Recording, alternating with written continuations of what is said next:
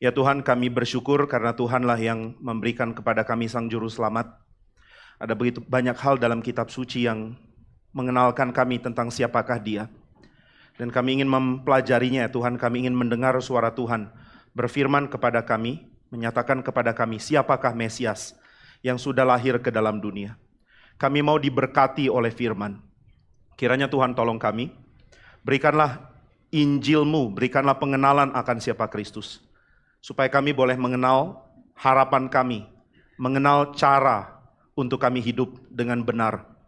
Mengenal kehidupan yang sejati, yang sudah dikacaukan oleh dosa, tapi yang dipulihkan oleh kedatangan Sang Mesias. Tolong setiap kami ya Tuhan, kami memohon supaya Sang bayi yang lahir di palungan, Dia menjadi penolong bagi umat pilihan, Dia juga menjadi penolong bagi kami, yang adalah umat pilihan karena iman kepada Tuhan. Kiranya Tuhan berkenan memimpin kami. Nyatakanlah kuasa-Mu, berikanlah firman-Mu dengan benar, dengan kuasa, dengan limpah, sehingga kami semua boleh mengenal siapa Juru Selamat kami. Terima kasih untuk berkat-Mu yang sudah memimpin kami melewati tahun ini. Dan terima kasih untuk firman yang Tuhan berikan yang tidak pernah Tuhan tarik dari kami yang sebenarnya tidak layak. Kami mohon Tuhan juga berikan belas kasihan kepada hamba-Mu, supaya Roh Kudus bekerja dengan leluasa menggunakan Dia. Dan kiranya Tuhan berikan kami hati yang siap mendengar, sehingga setiap kalimat penting yang kami tahu akan diucapkan oleh karena belas kasihan Tuhan, tidak satu yang luput dari hati kami. Dalam nama Tuhan Yesus, kami berdoa dan bersyukur. Amin. Saudara, kita akan melihat dua bagian dari kitab suci. Kita melihat bagian yang pertama adalah dari Mika. Dari Mika, kita membaca bersama-sama Mika pasal yang ke-5.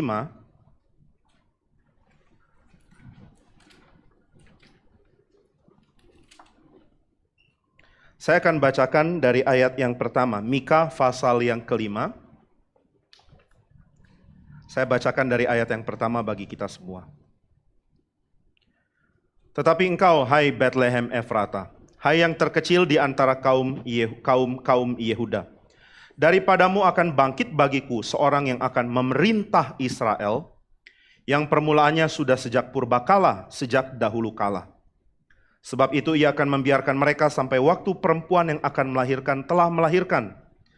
Lalu selebihnya dari saudara-saudaranya akan kembali kepada orang Israel. Maka ia akan bertindak dan akan menggembalakan mereka dalam kekuatan Tuhan, dalam kemegahan nama Tuhan Allahnya. Mereka akan tinggal tetap, sebab sekarang ia menjadi besar sampai ke ujung bumi, dan dia menjadi damai sejahtera. Apabila Asyur masuk ke negeri kita, dan apabila ia menginjak tanah kita, maka kita akan membangkitkan melawan dia 7 gembala, bahkan 8 pemimpin manusia. Mereka itu akan mencukur Asyur dengan pedang, dan negeri Nimrod dengan pedang terhunus. Mereka akan melepaskan kita dari Asyur apabila ia ini masuk ke negeri kita dan menginjak daerah kita. Maka sisa-sisa Yakub akan ada di tengah-tengah banyak bangsa, seperti embun daripada Tuhan, seperti dirus hujan ke atas tumbuh-tumbuhan, yang tidak menanti-nantikan orang dan tidak mengharap-harapkan anak manusia. Maka sisa-sisa Yakub akan ada di antara suku-suku bangsa, di tengah-tengah banyak bangsa, seperti singa di antara binatang-binatang hutan, seperti singa muda di antara kawanan kambing domba. Kemanapun ia pergi, maka ia membanting dan menerkam, sedang tidak ada yang melepaskan. Tanganmu akan diangkat melawan para lawanmu, dan semua musuhmu akan dilenyapkan. Saudara, yang berikutnya kita akan melihat bersama-sama tafsiran dari Matius mengenai peristiwa kelahiran Kristus yang paralel dengan kitab Mika. Mari kita membaca dari pasal yang kedua dari Injil Matius. Saya mengajak kita membaca bagian ini bergantian dari ayat yang pertama sampai ayat yang ke-12. Matius pasal 2, saya membaca ayat yang pertama, saudara membaca ayat yang kedua, dan kita terus membaca sampai ayat yang ke-12. Sesudah Yesus dilahirkan di Bethlehem di tanah Yudea, pada zaman Raja Herodes, datanglah orang-orang Majus dari timur ke Yerusalem, dan bertanya-tanya, di manakah dia, Raja orang Yahudi yang baru dilahirkan itu? Kami telah melihat bintangnya di timur, dan kami datang untuk menyembah dia. Ketika Raja Herodes mendengar hal itu, terkejutlah ia, beserta seluruh Yerusalem. Maka dikumpulkannya semua imam kepala dan ahli Taurat bangsa Yahudi, lalu dimintanya keterangan dari mereka, di mana Mesias akan dilahirkan. Mereka berkata kepadanya, di Bethlehem di tanah Yudea, karena demikianlah ada tertulis dalam kitab Nabi. Dan engkau Bethlehem, tanah Yehuda, engkau sekali-kali bukanlah yang terkecil di antara mereka yang memerintah Yehuda. Karena daripadamulah akan bangkit seorang pemimpin yang akan menggembalakan umatku Israel. Lalu dengan diam-diam Herodes memanggil orang-orang Majus itu dan dengan teliti bertanya kepada mereka, bila mana bintang itu nampak? Kemudian ia menyuruh mereka ke Bethlehem, katanya, pergi dan selidikilah dengan seksama hal-hal mengenai anak itu, dan segera sesudah kamu menemukan dia, kabarkanlah kepadaku supaya aku pun datang menyembah dia. Setelah mendengar kata-kata raja itu, berangkatlah mereka dan lihatlah, bintang yang mereka lihat di timur itu mendahului mereka hingga tiba dan berhenti di atas tempat di mana anak itu berada. Ketika mereka melihat bintang itu, sangat bersukacitalah mereka. Maka masuklah mereka ke dalam rumah itu dan melihat anak itu bersama Maria ibunya, lalu sujud menyembah dia. Mereka pun membuka tempat harta bendanya dan mempersembahkan persembahan kepadanya, yaitu emas, kemenyan, dan mur. Dan karena diperingatkan dalam mimpi, supaya jangan kembali kepada Herodes, maka pulanglah mereka ke negerinya melalui jalan lain. Saudara, saya akan membacakan bagi kita semua satu bagian lagi untuk pembahasan kita hari ini, yaitu dari Zakaria pasal yang ke-14 ayat yang ke-8. Saya akan bacakan Zakaria pasal 14 ayat yang ke-8 dan 9. Pada waktu itu akan mengalir air kehidupan dari Yerusalem, setengahnya mengalir ke laut timur dan setengah lagi mengalir ke laut barat. Hal itu akan terus berlangsung pada musim panas dan dalam musim dingin. Maka Tuhan akan menjadi raja atas seluruh bumi. Pada waktu itu Tuhan adalah satu-satunya dan namanya satu-satunya. Saudara, kita bersyukur karena kitab suci memberikan banyak sekali sudut pandang mengenai Natal. Dan hari ini kita melihat aspek yang sangat penting, yaitu Natal sebagai kedatangan dari Sang Raja. Ini adalah kedatangan yang sudah dinubuatkan oleh para nabi. Nabi-nabi terus berbicara di tengah-tengah pembuangan Israel bahwa Raja akan datang. Dan ini tentu merupakan penantian yang sangat panjang bagi orang Israel, karena mereka terus-menerus ada di dalam keadaan ditaklukkan. Mereka kalah, dan terus kalah. Lalu mereka tanya, kapan Mesias itu datang? Mereka ingin segera melihat kejayaan dari pasukannya Tuhan kembali menang di tengah-tengah dunia ini. Di dalam peperangan antara Israel dan bangsa-bangsa lain, ada gambaran yang indah bahwa yang berperang bukan cuma para pasukan di bumi, tapi juga para pasukan sorgawi. Allah berperang bersama Israel, dan para malaikat berperang bersama dengan Israel. Ini gambaran yang sangat indah. Itu sebabnya orang Israel harus menjaga kekudusan ketika mereka akan berperang, karena mereka akan berperang berdampingan dengan para malaikat yang tidak bisa mereka lihat. Dan para malaikat itu akan menjaga kekudusan Allah tentunya, karena kalau mereka tidak kudus, kalau mereka cemar dan mereka ikut berperang, tentu mereka akan mati. Jadi mereka percaya bahwa peperangan yang mereka jalankan adalah peperangan berdampingan dengan malaikat. Dan saudara, mereka percaya ini dari mana? Dari tradisi kosong, dari mitos-mitos dari bangsa-bangsa lain? Tentu tidak. Ini adalah tradisi suci yang Tuhan turunkan kepada umat.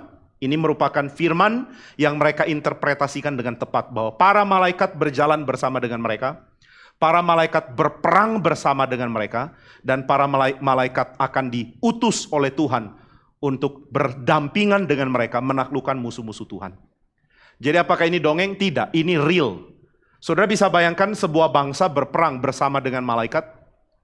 Adakah alasan lain untuk menjelaskan ketika firman Tuhan mengatakan satu dari kamu akan mengejar 1000 dari mereka? Mana bisa satu kejar begitu banyak orang? Dari begitu banyak pemimpin Israel, salah satu yang paling jelas akan hal ini adalah Daud. Daud bukan orang pemberani karena dia tahu dia punya kekuatan, bukan. Dia sangat berani karena dia tahu fakta ini, bahwa Allah adalah Allah yang berperang bersama dengan umatnya. Dan sebutan bagi Allah yang berperang dengan umat adalah adalah Tuhan yang menjadi pemimpin dari sepasukan besar malaikat. Yahweh Sabaoth. Ini merupakan kalimat yang agung sekali. Tuhan adalah Tuhan dari sepasukan besar malaikat. Dan kadang-kadang pasukan besar ini dipakai Tuhan untuk menghancurkan bangsa-bangsa lain di depan Israel. Tetapi ada pembalikan ketika Israel memberontak. Para malaikat menjadi seteru Israel. Ini dikatakan di dalam Taurat, bahwa kalau kamu setia kepada Tuhan, malaikatku akan aku kirim untuk memimpin engkau, menuntun engkau. Tapi jika engkau memberontak melawan aku akan kirim malaikatku memberikan malapetaka kepadamu. Aku akan kirim malaikatku untuk memberikan musibah, kelaparan, bencana, penyakit, wabah yang akan mematikan kamu. Dan jika engkau masih juga belum bertobat, maka Tuhan akan kirim malaikat. Dan ini yang mengerikan, berperang berdampingan dengan bangsa kafir untuk menghancurkan Israel. Nah, jadi saudara sekalian, peperangan Israel di dalam anugerah dan ketaatan mereka kepada Tuhan adalah peperangan bersama dengan malaikat. Ini sesuatu yang besar dan agung. Saudara tidak bisa melihat Natal sebagai peristiwa yang hanya penuh dengan ornamen-ornamen lucu. Natal adalah satu peringatan bahwa pasukan Tuhan siap berperang kembali bersama dengan Israel, karena sekarang sang raja sudah hadir. Jadi saudara, ini gambaran yang indah ya. Allah adalah raja, dan para malaikat ketika berperang bersama dengan Israel akan berperang di bawah pimpinan dari satu orang yang Tuhan angkat. Luar biasa, ketika para hakim berperang, mereka lah jadi pemimpin, dan para malaikat bersama dengan pasukan Israel berperang di bawah komando dari pemimpin itu. Kok malaikat dikomandoi oleh manusia? Kok mau? Pasti mau, karena Tuhan yang angkat pemimpin manusia itu untuk komando seluruh pasukan dan berperang untuk Tuhan. Maka saudara, Natal kalau kita lihat di dalam versi Matius dan juga gambaran yang dibagikan oleh Zakaria adalah kisah peperangan yang dimulai dengan seorang raja baru.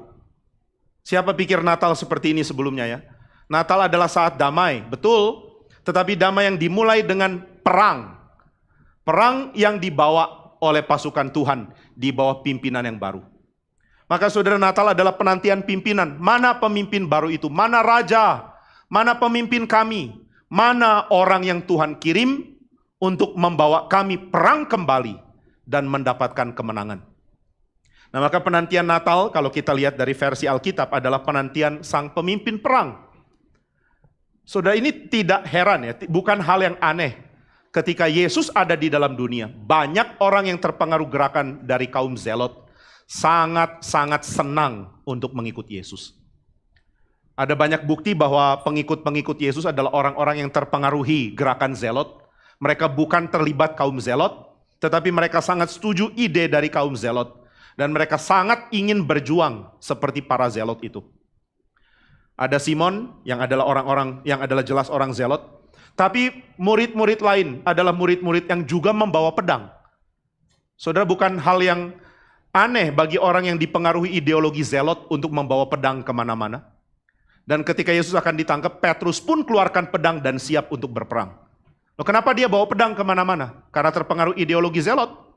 Dan mereka semua berpikir kalau Kristus datang, kita akan siap martir, mati untuk membantai musuh. Sekali lagi pasukan Tuhan dipimpin oleh pemimpin, yaitu Mesias. Berperang bersama dengan para malaikat, bahu-membahu menghabiskan semua penjajah yang sudah menaklukkan Israel. Ini ideologi yang sangat menggugah dan menggairahkan mereka. Maka saudara sekalian, niat perang adalah tema yang dibawa oleh Injil dan tema yang dibawa di dalam Natal. Wah, ini agak sulit untuk kita pahami ya. Loh, masa sih Pak Natal berkait dengan perang? Kalau gitu lagu-lagu perang yang harusnya dibawa. Tapi saudara, ketika raja itu hadir di tengah dunia, gambaran ini yang harusnya tetap ada karena Alkitab sudah nubuatkan, sekarang dibawa di dalam sudut pandang yang sama sekali lain. Injil Matius punya kekhususan dalam hal ini. Kalau saudara membaca Injil Matius, angka 2 adalah angka yang akan terus menjadi tema utama. Saudara akan melihat kata 2 dipakai Matius, di mana di bagian lain tidak dipakai. Kalau Injil lain mengatakan ada seorang buta dari Yeriko, Matius mengatakan ada 2 orang. Ketika Matius berbicara tentang satu perumpamaan, akan ada perumpamaan paralel tentang hal itu. Saudara tidak perlu merasa ada semacam pengulangan pikiran ya, atau deja vu atau apapun namanya ketika saudara membaca Matius. Karena dia memang mengulangi 2 kali. Nah saudara, 2 itu tanda apa? Ini bukan 2 anak cukup ya. 2 itu adalah tanda adanya paradoks. Ada hal yang seperti berlawanan tetapi satu. Dan sebelum kita mengerti bahwa yang berlawanan itu satu, kita tidak pernah bisa mengerti isi Alkitab. Kalau saudara tanya sama saya, Pak, manusia diselamatkan karena iman atau perbuatan? Saya akan mengatakan karena iman. Oh, ada orang berbuat jahat terus, dia selamat. Saya bilang tidak. Loh, Bapak bilang karena iman. Apakah iman dan perbuatan tidak bisa disatukan di dalam sebuah paradoks? Ini sesuatu yang harus kita pahami dengan jelas. Karena itu Alkitab membicarakan tentang keselamatan karena iman, bukan karena yang lain. Engkau percaya dan itu saja, selesai, engkau selamat di dalam Tuhan. Tapi Injil Matius mengingatkan bahwa tindakanmu adalah tindakan yang akan menunjukkan iman yang sejati. Iman tidak bisa pecah, tidak bisa dipisahkan dari perbuatan. Lalu tentang Kristus, apakah dia manusia atau dia Allah? Tentu di dalam kitab Injil, Kristus digambarkan, diberitakan sebagai Allah sejati, tapi juga dia diberitakan sebagai sang manusia itu. Paradoks. Bagaimana caranya memahami pekerjaan Tuhan? Apakah Tuhan yang kerjakan atau kita yang berjuang? Paradoks. Keduanya ada. Lalu bagaimana dengan kelahiran sang Mesias? Apakah dia raja yang akan memimpin perang? Ataukah dia pembawa damai dan pembawa hidup? Dan Matius akan mengatakan paradoks.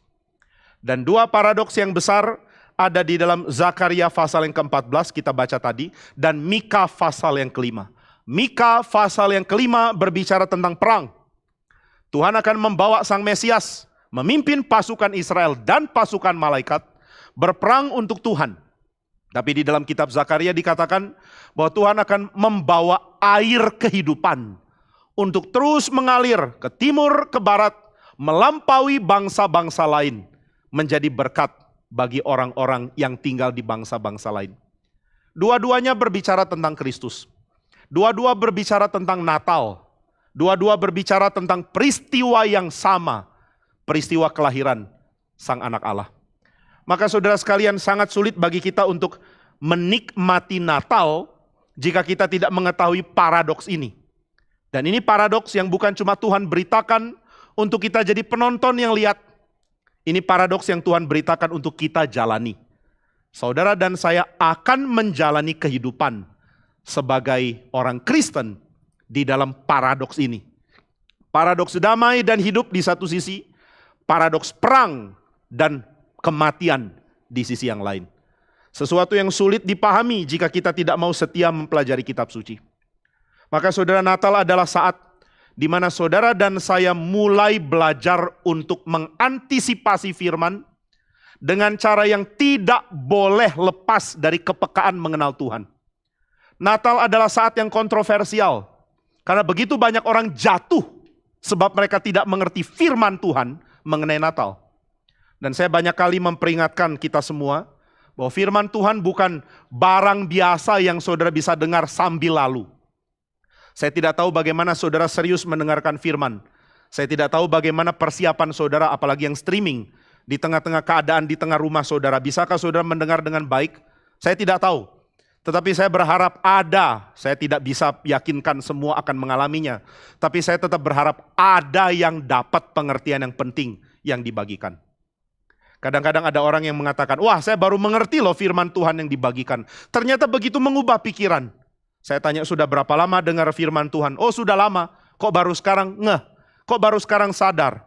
Kadang-kadang ada orang mengaku, iya saya baru sekarang sadar. Karena baru saat-saat ini, baru terakhir-terakhir ini, saya menggali lagi membaca firman dengan keseriusan. Menggali lagi ke dalam hati saya tentang hal-hal yang saya perlukan dan menggali lagi dari kitab suci. Saya gali diri saya dan saya gali kitab suci, baru saya sadar apa yang saya perlukan dan apa yang kitab suci bagikan klop.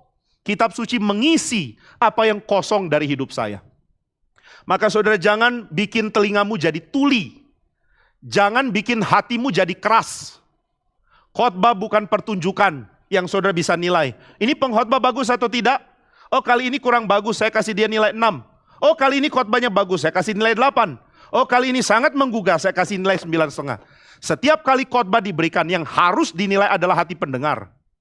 Nilaimu berapa waktu dengar khotbah? Apakah nilaimu 5? Karena tidak sungguh-sungguh dengar khotbah, maka saudara tidak dapat apa-apa. Apakah nilaimu baik kali ini? Karena saudara benar-benar mempersiapkan hati untuk menerima firman Tuhan. Maka saudara, di dalam kitab suci ketika Tuhan panggil Musa, Tuhan mengatakan, aku akan taruh firmanku di mulutmu, dan aku akan taruh firmanku di hati mereka. Tuhan kerja di dua tempat. Musa tidak setia dengan mulutnya, dia bertanggung jawab kepada Tuhan. Pendengar tidak setia dengan hatinya, dia bertanggung jawab kepada Tuhan. Tidak banyak yang sadar bahwa ketika pengkhotbah membagikan firman, dia sedang berdiri di hadapan Tuhan yang akan menghakimi dia atas apa yang dia katakan. Tapi tidak banyak yang sadar juga bahwa pendengar firman adalah orang-orang yang duduk atau apapun posisi saudara di hadapan Tuhan untuk dihakimi apakah keseriusan mendengar, telinga dan hatinya dikonsentrasikan, dipersembahkan kepada Tuhan atau tidak. Mendengar khotbah bukan cari hiburan. Mendengar khotbah bukan cari isi waktu. Mendengar khotbah bukan cuma sekadar tambahan informasi tentang kekristenan yang saya tadinya tidak tahu, sekarang saya bisa ketahui. Mendengar khotbah adalah sesuatu yang menuntut penghakiman dari Tuhan ditimpakan kepada pendengar. Saudara, banyak kali dikatakan lebih baik kamu tidak mendengar daripada mendengar lalu tetap keraskan hati. Berkali-kali kitab suci memberikan peringatan, dengarlah firman, dengarlah firman, dengarlah firman. Berapa banyak orang sadar pentingnya dengar firman? Alkitab menunjukkan banyak orang tidak dengar firman karena mereka tidak tahu makna Natal. Mereka tidak tahu apa makna kelahiran Sang Mesias. Mereka tidak mengerti bayi kecil yang lahir di tengah-tengah Bethlehem membawa kekuatan demikian besar dan juga membawa keindahan dari hidup. Perang dan hidup. Keindahan dari damai disertai dengan kekacauan dari suasana perang. Kadang-kadang orang Kristen lebih pilih untuk ada di satu sisi. Saya lebih pilih hidup, lebih pilih damai, lebih pilih tenang, lebih pilih menjalani kehidupan Kristen yang tanpa golak apapun. Begitu ada golak sedikit, langsung rasa kekristenan tidak menjawab kebutuhan hidup saya. Kenapa hidup begitu sulit? Kenapa banyak tantangan? Kenapa banyak kesulitan? Kapan aku bisa lepas dari semua derita ini? Tapi saudara, orang yang sadar makna Natal di dalam paradoks sisi yang lain akan menyadari Natal membawa perang. Natal mengajak orang berperang berdampingan dengan malaikat dengan dipimpin oleh Sang Mesias. Nah, itu sebabnya kaum Zelot mengharapkan perang bersama dengan Mesias. Tetapi banyak orang Kristen zaman sekarang cuma mengharapkan damai. Dua-duanya perlu belajar. Orang Zelot perlu belajar, Tuhan membawa damai, Tuhan membawa hidup. Dan orang Kristen perlu belajar, Tuhan memimpin Sang Mesias untuk memimpin umat Tuhan berperang, memimpin umat Tuhan menaklukkan. Nah, baik kedamaian maupun perang, keduanya ada di dalam Kristus yang lahir dan yang memberikan hidupnya bagi manusia. Nah, maka saudara, hari ini saya ingin membahas tema Natal dari hal-hal ini. Yang pertama saya akan bagikan mengenai kaitan antara hidup dan perang. Yang kedua saya akan bagikan mengapa Kristus membawa itu waktu dia datang ke dalam dunia di hari Natal. Yang ketiga saya akan bagikan apa yang harus kita jalankan setelah kita mengenang peristiwa Natal yang terjadi 2000 tahun yang lalu. Maka saudara, saya akan bahas hal yang pertama, apa kaitan perang dengan air hidup?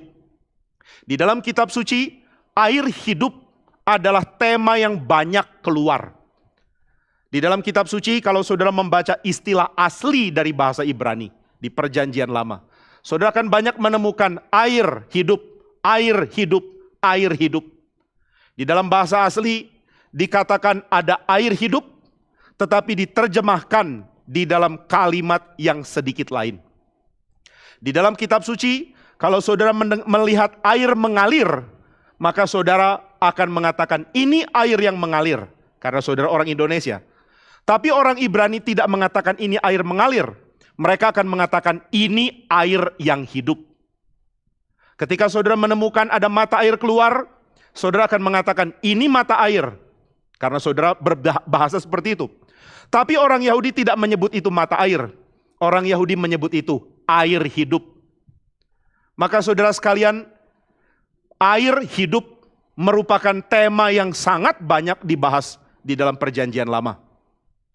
Apakah air hidup itu? Air hidup secara sederhana berarti air mengalir, berarti ada mata air yang keluar dan membentuk sebuah sungai kecil. Lalu pengairan yang baik pada akhirnya akan membawa hidup. Pada zaman itu orang akan membangun sebuah komunitas dekat dengan air. Peradaban-peradaban zaman kuno dibangun di sungai-sungai besar. Kita akan dengan gampang mengklasifikasikan peradaban sungai Indus, peradaban Gangga, peradaban Mesopotamia, peradaban Delta Mesir, dan peradaban Galilea sampai Laut Mati. Itu membentuk sebuah sungai yang secara unik berakhir di sebuah di sebuah danau besar yang tingkat garam sangat tinggi. Maka saudara sekalian, di dalam kitab suci ada Mayim Hayim.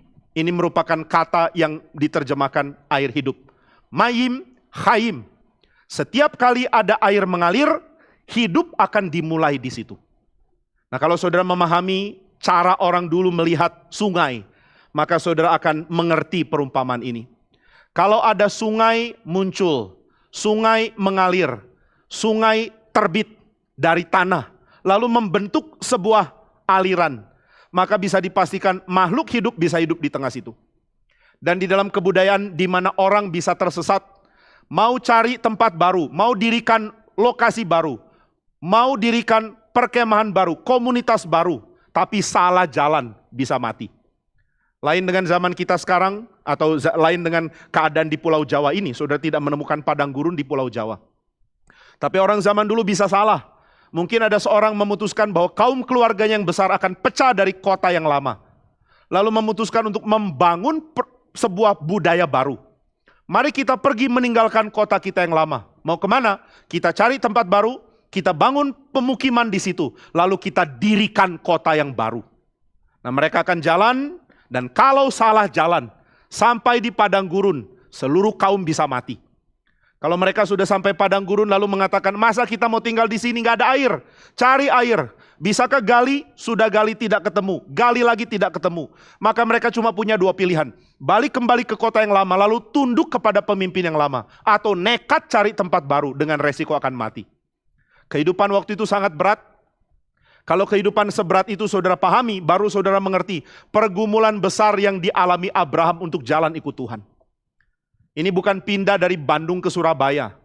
Ini pindah dari satu tempat yang cukup bahkan berlimpah airnya menuju kepada tempat yang belum jelas seperti apa. Adakah pesan dari Tuhan yang menjamin Abraham akan mendapatkan lokasi yang penuh dengan air? Belum tentu. Tuhan tidak mengatakan itu. Tuhan mengatakan pergi ke tempat yang aku tunjuk. Dan Abraham pergi. Saya tidak tahu apakah ada perdebatan di keluarga Abraham. Mungkin Sarah tanya, tapi kita lihat dari Alkitab, Sarah adalah seorang yang sangat taat sama suaminya. Mungkin dia tanya sebentar lalu tunduk lagi. Hei suamiku, kita pergi kemana? Ada air tidak? Tempat baru itu aman atau tidak? Lalu Abraham mengatakan, harusnya aman. Loh, harusnya aman maksudnya apa?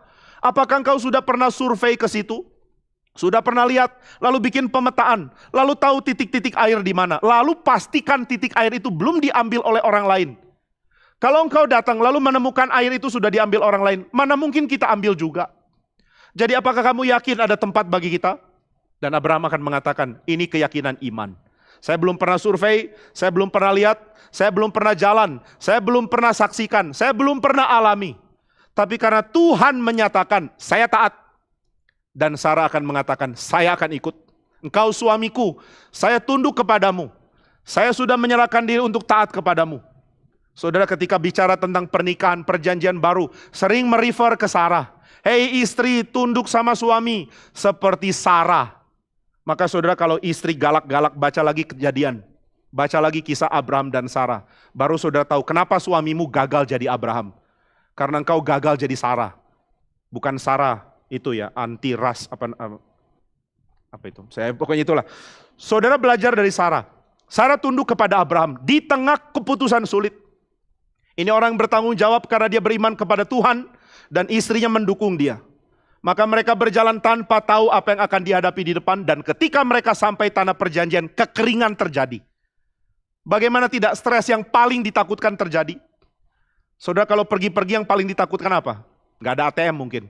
Tapi orang dulu pergi-pergi yang paling ditakutkan adalah kekeringan.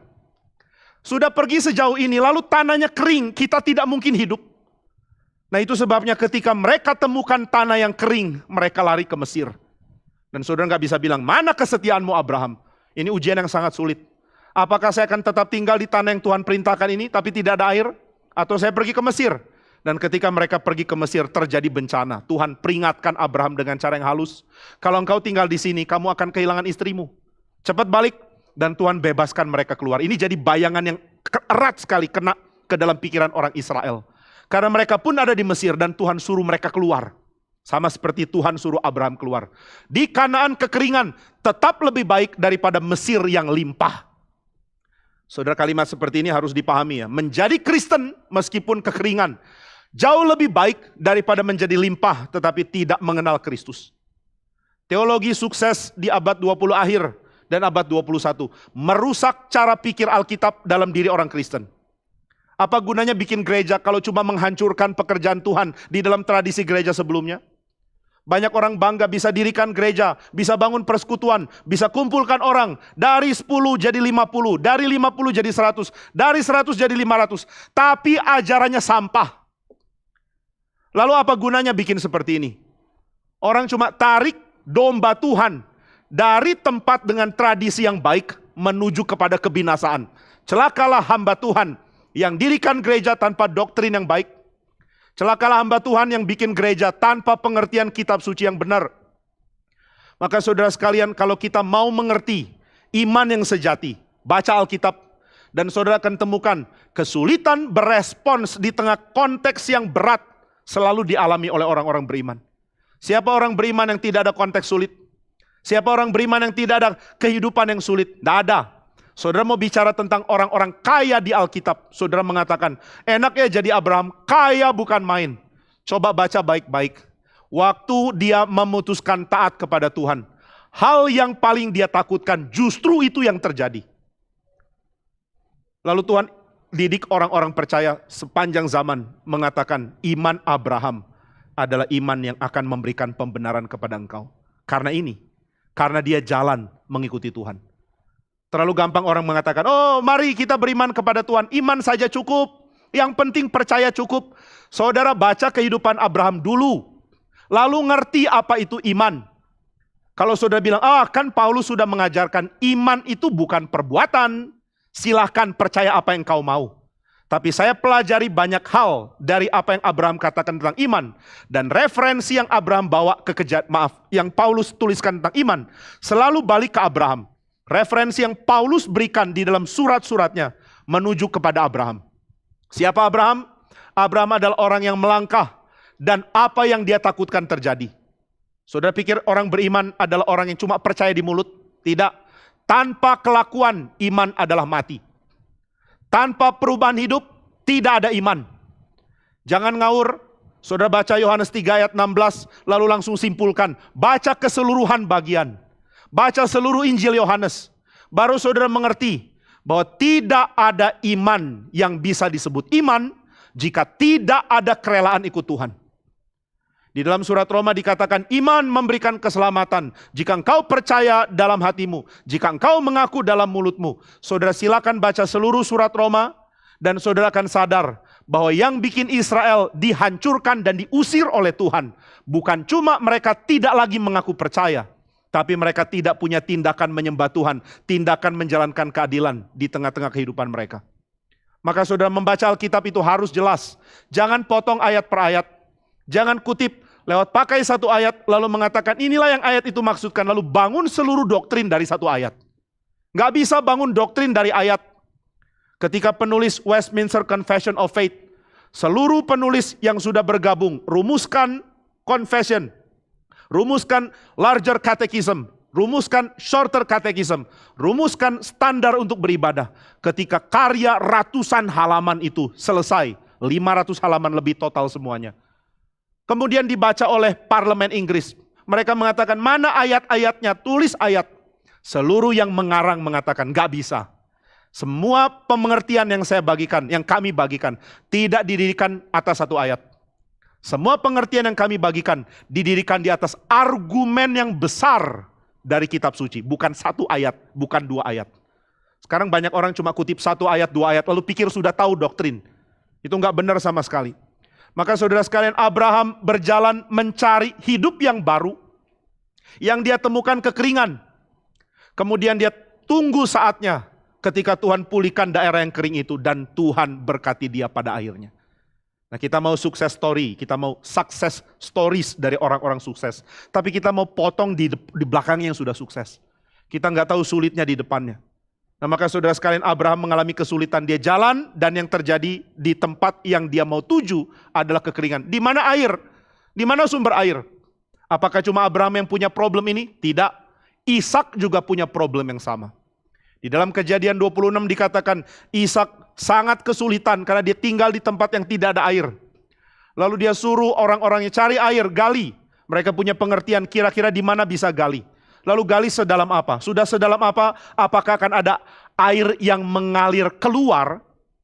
Adakah mayim, khayah itu? Adakah air hidup atau air yang membual keluar? Muncul, dan Ishak menemukan air. Lalu orang lokal mengatakan, milik kami. Kamu pendatang mau apa di sini? Kami orang lokal. Kami adalah penduduk asli. Kami berhak dapat. Lalu Ishak mengatakan, ya sudah, saya nggak mau perang. Pergi. Gali lagi, dapat lagi. Orang lokal mengatakan, kami orang lokal. Kamu pendatang, pergi dari sini. Lalu mereka ambil sumur itu. Ishak cari lagi. Dan akhirnya dia dapat satu sumur dan tidak ada yang persoalkan sumur itu.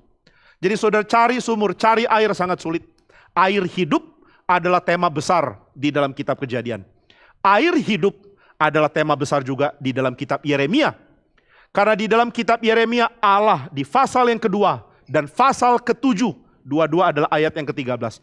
Yeremia 2 ayat 13, Yeremia 7 ayat 13. Allah berfirman dengan mulutnya dan dia mengatakan, orang Israel sudah meninggalkan aku, sumber air yang sejati. Mereka cari ilah lain dan mereka melupakan aku, sumber air sejati. Di sini kata yang lebih tepat adalah air hidup. Allah sedang mengatakan dialah aliran sungai itu. Allah sedang mengatakan dialah sumber itu, mata air itu. Hei Israel, mau kemana engkau? Mau cari air? Engkau mau cari kebudayaan? Engkau mau cari peradaban? Dibangun di atas apa? Sudah bisa bayangkan gambaran tadi sekarang dipakai secara rohani. Kalau orang mau bangun kota tanpa ada air, mustahil. Dan saudara, orang mau bangun kebudayaan caranya bagaimana? Harus cari air. Kalau tidak ada air, mati. Di mana ada air, di situ ada kehidupan. Di mana kekeringan, ada. Di situ kematian akan merajalela. Maka sekarang Tuhan menyatakan, aku air, aku sumber air. Mengapa engkau tidak cari aku? Hei Israel, kenapa cari ilah lain? Kenapa cari Tuhan lain? Kenapa hatimu diberikan kepada yang lain? Kadang-kadang kita berpuas diri menjadi Kristen tanpa mengerti aspek penting ini. Siapa air hidup saudara? Saudara haus, lalu cari siapa untuk melegakan rasa haus? Orang dunia tidak tahu cari Tuhan. Ini yang Tuhan katakan di Yeremia 2 ayat 13 dan Yeremia 7 ayat 13. Orang Israel tidak tahu cari Tuhan. Orang Israel cuma tahu cari berhala. Orang Israel tahu cari budaya lokal, cari tren, cari kebiasaan bangsa-bangsa lain. Ini yang mereka katakan waktu mereka mau cari raja. Bolehkah kami dapat raja? Kami mau ada raja seperti bangsa-bangsa lain. Bangsa lain begitu memukau mereka, sehingga mereka tidak lagi sadar ada air hidup yang selama ini pelihara mereka. Mau cari apa? Cari dewa-dewa lain, cari bangsa lain, cari budaya lain, tapi air hidup ditinggalkan. Maka Tuhan murka dan mengatakan, aku air hidup mereka, dan mereka melupakan aku. Saudara, bukankah ini problem utama Israel? Dan saudara akan membaca Alkitab dengan cara yang menjadikan Alkitab itu cermin bagi jiwa kita. Alkitab adalah cermin bagi jiwa kita, dan saudara akan lihat jiwamu terpapar di situ dengan jelas. Pernahkah baca Alkitab dan sadar saudara sedang dibongkar di situ? Pernahkah baca kitab suci dan sadar, oh ini saya loh. Akulah orang jahat yang ditulis di dalam kitab suci. Akulah orang sesat yang cari air di tempat lain, cari dewa lain, dan mengabaikan air hidup. Dan inilah yang terjadi di dalam pembuangan Israel. Mereka melupakan sang air sejati, yaitu Allah. Itu sebabnya ketika mereka dibuang, Tuhan pun berseru lewat Nabi Yeremia, panggil mereka kembali. Mau cari apa di luar? Sekarang saudara bayangkan tempat yang penuh dengan subur, penuh dengan sungai yang membawa kesuburan. Bayangkan sebuah tempat seperti yang diungkapkan di dalam kitab Taurat. Tempat yang sangat subur, penuh dengan anggur, penuh dengan gandum, penuh dengan buah ara, penuh dengan zaitun. Bayangkan sebuah tempat di mana binatang pun begitu sehat dan kamu akan begitu banyak dapat madu, begitu banyak susu di daerah itu. Kamu akan kaya dan limpah karena alam begitu berbuah bagi kamu. Begitu banyak orang melupakan bahwa fakta alam subur adalah fakta penting yang dicari oleh orang-orang pada zaman dulu. Orang cari emas, orang cari minyak, katanya emas hitam. Kalau kita kuasai sebuah daerah ada emas, kita kaya. Kalau kita punya emas hitam, kita kaya, punya minyak. Siapa punya minyak, dia kaya. Siapa punya emas, dia kaya. Tapi saudara boleh lihat, negara yang punya minyak yang banyak, kaya karena minyak, jual kemana-mana oleh karena minyaknya. Begitu banyak uang dia dapat. Yang pertama dia kembangkan adalah cara tumbuhkan tanaman di negara dia yang tandus. Itu dulu. Kalau minyak dijual lalu dapat uang, kemudian foya-foya beli Ferrari. Untuk apa? Saudara bisa makan Ferrari? Mereka akan tumbuhkan dulu tanah. Mereka akan cari cara untuk mendapatkan pangan yang cukup. Apakah beli dari negara lain? Ataukah tumbuhkan sendiri? Kalau tumbuhkan sendiri, pengairan dari mana? Bisakah kita bikin hujan buatan? Bisakah kita bikin irigasi dengan cara yang buatan yang tidak natural? Bisakah kita rubah seluruh kegersangan dari negara kami menjadi tanah yang subur? Paling tidak sebagian. Nah ini yang dicari. Maka saudara, negara perlu tempat yang sehat, yang limpah, yang hasil tanahnya begitu membual, begitu penuh dengan kelimpahan. Lalu bayangkan di daerah yang penuh dengan kesuburan ini, orang-orang di dalamnya mengatakan, kami nggak mau di sini lagi. Loh, kamu mau di mana? Kami mau lari keluar, kami mau pindah. Kami tidak suka tanah perjanjian Tuhan, kami ingin cari tempat lain. Dan mereka cari tanah gersang. Betapa bodohnya ya. Tapi sayangnya dosa membuat manusia tidak bisa membedakan mana tanah gersang, mana subur. Manusia tidak bisa membedakan di mana dia bisa hidup dan di mana tidak. Perlu bijaksana untuk mengerti bagaimana hidup harus dijalankan. Banyak orang bodoh berpikir tanpa nasihat dia bisa jalankan hidup. Begitu banyak orang pikir hidup adalah permainan yang sudah dikuasai dengan 1-2 teknik. Saya sudah pernah baca buku ini, saya sudah pernah dengar nasihat ini. Saya pasti bisa hidup. Tapi saudara sekalian, banyak orang polos yang pikir hidup bisa dijalani dengan gampang. Kena batunya ketika dia melakukan tindakan bodoh dalam hidup dan sadar, saya terlalu bodoh jalani hidup. Nah saudara, banyak orang lari dari Tuhan. Mau cari tempat yang baik, tapi yang mereka dapat padang gurun. Di tengah kegersangan karena tidak ada sumber air, manusia berusaha membangun kebudayaan, membangun hidup, membangun komunitas, membangun kelimpahan dan kenikmatan. Tapi semua omong kosong, tidak bisa berjalan. Maka saudara bayangkan ketika orang pilih untuk pindah dari tempat yang subur, cari tempat yang kering. Bodohnya bukan main. Dan inilah yang dikatakan oleh Tuhan Yesus di dalam perumpamaan anak yang hilang. Anak ini adalah anak yang pergi dari tempat yang limpah milik papanya untuk kelaparan di negeri orang. Sudah di negeri orang kelaparan, tidak bisa makan. Cari makan tidak tahu. Kerja tidak bisa. Akhirnya suruh jaga babi. Aduh, tindakan jaga babi, tindakan hina sekali.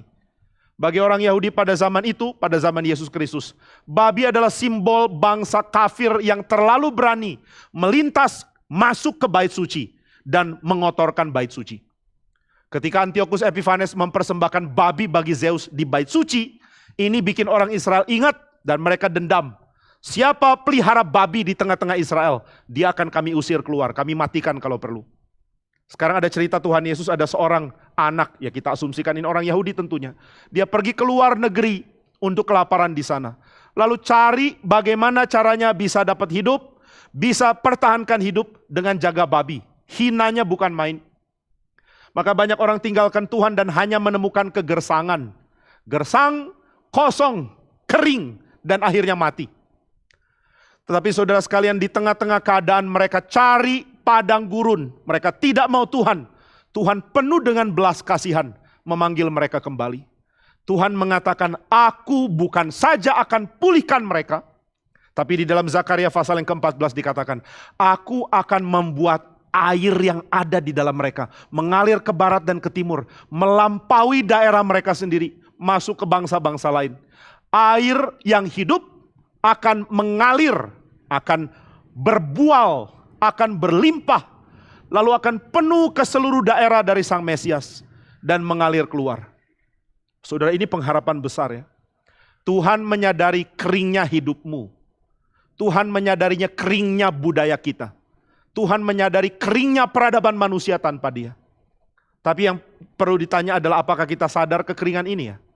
Banyak orang tidak lihat, banyak orang masih buta matanya. Banyak orang berpikir dia sudah menemukan sumber air, dia sudah hidup. Nah itu sebabnya di dalam kitab suci, air hidup paralel dengan hidup. Engkau mau hidup, miliki air hidup. Karena di dalam pengertian orang dulu, tidak mungkin ada hidup jika tidak ada air. Tidak mungkin ada hidup jika tidak ada tempat manusia bisa mengembangkan kebudayaan, mengembangkan komunitasnya, dan menjadi masyarakat yang bertumbuh dan berkembang. Maka Alkitab mengajarkan kepada kita contoh-contoh simple yang sangat akurat. Karena hidup bukan cuma hidup di dalam kesendirian saya ya. Hidup bukan cuma saya berfungsi secara fisik. Kalau saudara pikir saya hidup karena saya berfungsi secara fisik, maka saudara tidak beda dengan binatang, tidak beda dengan tumbuhan. Tapi ketika saudara mengatakan saya hidup karena saya manusia. Lalu apa yang diperlukan manusia untuk hidup? Manusia untuk hidup perlu komunitas. Untuk hidup perlu Allah. Untuk hidup perlu kehadiran dari sang sumber air itu. Bisakah hidup tanpa Tuhan? Tidak. Sudahkah sadar engkau tidak bisa hidup tanpa Tuhan? Belum. Kenapa belum? Tahu dari mana saya belum sadar? Karena kita tidak cari Tuhan. Kita tidak mau datang kepada Dia. Kita tidak cari dalam doa. Berapa banyak orang doa mengatakan seperti ini di dalam doanya. Tuhan, jika Engkau tidak datang kepadaku, jika Engkau tidak jadikan aku milikmu, aku mati. Pernahkah kita doa seperti itu? Atau doa kita terlalu banyak dipenuhi dengan asumsi-asumsi yang salah. Asumsi salah yang pertama, saya sudah kenal Tuhan, dan pengenalan saya tentang Tuhan adalah pengenalan yang cukup. Adakah hal yang bisa disebut pengenalan yang cukup itu? Saudara bisa mengatakan, saya sudah kenal Tuhan dengan cukup. Siapa yang bisa ngomong begitu? Banyak orang Kristen itu kontradiksi antara pengakuannya dan tindakannya. Kalau ditanya apakah engkau kenal Tuhan, dan kita akan jawab belum terlalu. Loh kalau belum sudah cari atau belum? Adakah orang haus ditanya, kamu sudah dapat minum? Belum. Belum minum? Belum. Mau cari minum enggak? Ya sudah cukup lah. Kehausan saya adalah bagian dari hidup saya. Enggak ada. Orang yang haus akan mengatakan, carikan saya minum. Saya perlu minum. Berikan saya air. Saya harus bergerak. Saya harus bertindak sampai saya mendapatkan air itu. Banyak orang hidup di dalam kekacauan, tapi tidak mau pindah dari kekacauannya. Semua orang berpikir hidup dia akan baik kalau lingkungan berubah. Nah, ini mitos yang kedua. Kesalahan yang pertama adalah orang berpikir dia sudah cukup dekat dengan Tuhan, sudah cukup kenal. Mana ada cukup kenal? Kalau saudara bilang saya belum cukup kenal, kenapa tidak cari kenal? Kenapa tidak cari tahu? Kenapa tidak ada kehausan untuk kenal Dia dengan lebih lagi? Lalu yang kedua yang membuat orang terus salah adalah bahwa mencari itu cukup sekadarnya. Sudahlah, mau cari Tuhan, cari seperti apa sih? Yang penting saya sudah cukup datang ke gereja sekali-sekali, dengar firman sekali-sekali. Sudah cukup kan? Saya sudah cukup Kristen. Saya tidak jahat seperti orang lain. Dan saya cukup kenal siapa Tuhan saya. Maka kekristenan saya sudah ada di dalam level aman. Kita masih berpikir seperti ajaran dari kepausan di abad yang ke-16. Ada level aman. Saya sudah jadi santo di situ. Sudah level aman? Sudah. Nah banyak kali orang salah dalam mengerti kekristenan. Saudara saya mesti ingatkan berkali-kali karena banyak orang terlalu keras hatinya untuk ngerti ini. Bahwa kekristenan bukan cuma selamat. Hidup kekal dimulai di dalam iman kepada Kristus, bukan diakhiri. Perjalanan saudara berdampingan dengan Tuhan, hidup bersama dengan Tuhan, dimulai dengan beriman, bukan diakhiri dengan beriman. Sudahkah saudara mengerti ini ya? Kadang-kadang ayat yang kita kutip adalah ayat yang itu lagi. Coba ayat favorit kita, Yohanes 3 ayat 16. Lalu apa lagi? Yohanes 10. Lalu Roma 5. Semua berbicara tentang status keselamatan. Kita nggak pernah move on ya. Mirip dengan orang menikah yang cuma ingat hari nikahnya terus. Ya, saya harap kita nggak begitu ya. Sudah nikah berapa lama? 20 tahun. Wah, luar biasa ya. Apa yang kau ingat dari suamimu? Oh ya, dia pakai jas nikah dari produknya ini. Kemudian pernikahan kami dilakukan di gereja ini. Lalu kami ada pesta nikah malamnya di gedung ini. Oke, selama 20 tahun apa yang kamu ingat dari suamimu? Ya itu tadi. Dia pakai jas nikah. Hari itu waktu dia masuk ke ruangan. Wah, dia kelihatan lebih tampan dari biasanya. Ya memang orang nikah lebih tampan dari biasanya. Lalu apalagi yang kamu ingat dari suamimu? Oh ya, waktu itu dia menyambut tanganku, waktu itu papaku berikan tanganku kepada dia. Lalu kami pun melangsungkan pernikahan. Aku ingat dia bicara, mengumumkan pengakuan dia, janji nikah dia, terbata-bata sekali. Wah, biasanya kalau pacaran dia pintar sekali ngomong. Tapi kali itu macet-macet. Oke, 20 tahun nikah, apalagi yang kamu ingat? Yaitu, lalu kami ada pesta malamnya. Wah, menunya enak, saya kurang suka udangnya. Tapi babi panggangnya lumayan. 20 tahun cuma ingat hari pertama itu terus. Saat pernikahan itu terus. Itu pernikahan apa ya? Sekarang saya tanya, kekristenanmu yang kamu ingat apa? Oh, saya sudah selamat. Beriman saja selamat. Saya tahu itu kok. Saya nggak menentang itu. Ada orang tanya, Pak, Bapak sering kritik beriman saja selamat. Saya nggak kritik. Saya cuma mengatakan jika engkau cuma tahu itu. Sama dengan orang cuma tahu hari pernikahannya. Atau kalau saudara, sayangnya bayi nggak bisa ingat ya. Ada bayi yang cuma ingat masa bayinya. Ketika ditanya, sudah umur berapa? Ya, siapa? Yosef, umur berapa kamu? 17. Apakah kamu ingat peristiwa-peristiwa lain selain 2 tahun pertama? Enggak ingat. Apakah kamu ingat peristiwa-peristiwa lain selain 2 tahun pertama? Ya, oke. Saya agak khawatir tadi. Ini pertanyaan yang wajar dan dijawab dengan wajar. Ya iya dong, saya ingat peristiwa lain selain 2 tahun pertama. 2 tahun pertama saya enggak ingat apa-apa. Tapi kalau saudara membanggakan kebayian, bangga sebagai bayi, itu bukan manusia yang baik ya. Gimana hidupmu? Pokoknya kalau lapar tinggal teriak. Mama! Nanti mamanya datang, mau apa? Burger! Lalu dibawain burger. Mama! Itu namanya kebayian yang diingat. Pokoknya saya perlu apa tinggal teriak. Ada gatel tinggal teriak. Mama! Itu kan bayi kan. Bayi gak bisa garuk sendiri, dia mesti nangis. Lalu orang tua itu ya, mama itu adalah interpreter yang luar biasa. Teknik hermeneutika mereka, itu canggihnya bukan main. Ini gatel. Lo kok tahu?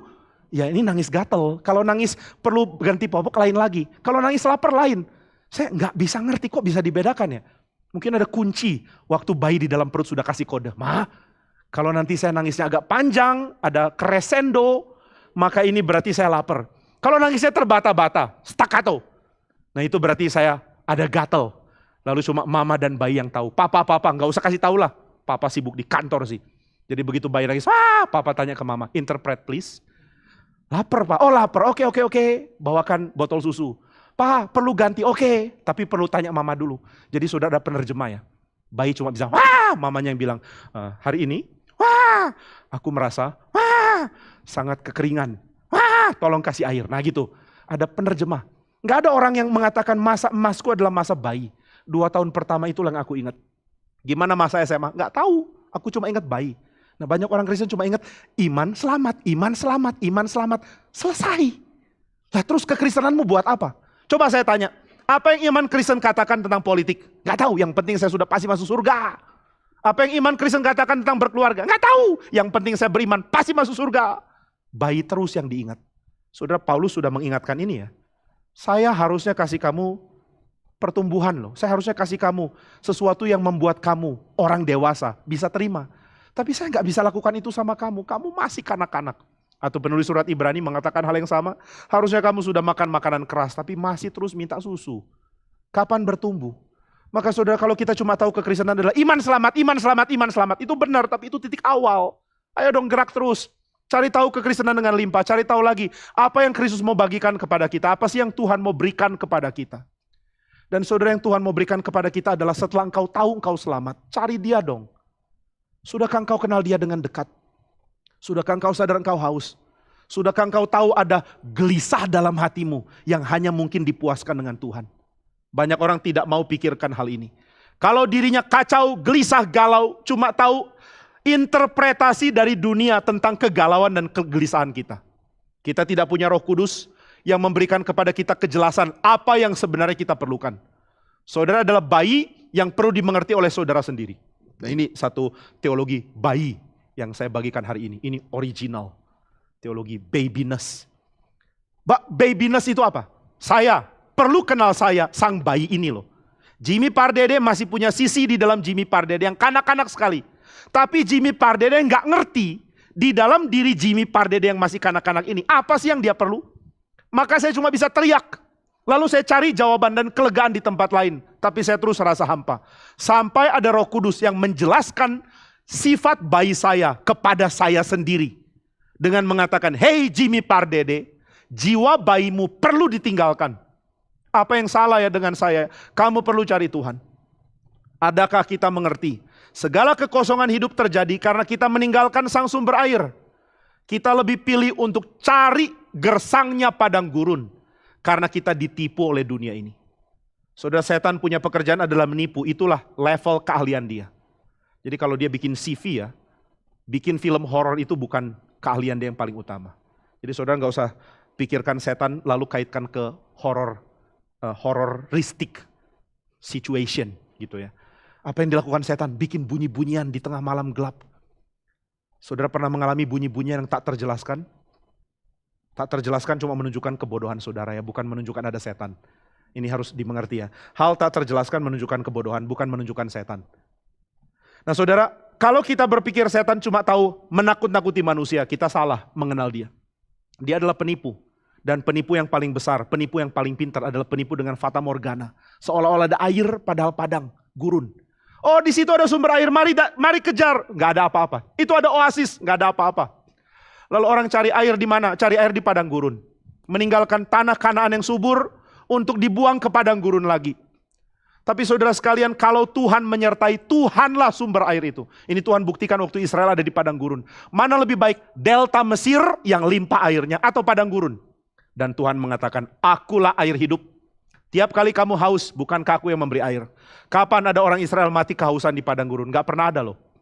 Mereka mati karena dipagut ular, mereka mati karena terbakar karena api Tuhan turun, mereka mati karena ditelan bumi. Tapi gak ada yang mati kekeringan karena haus.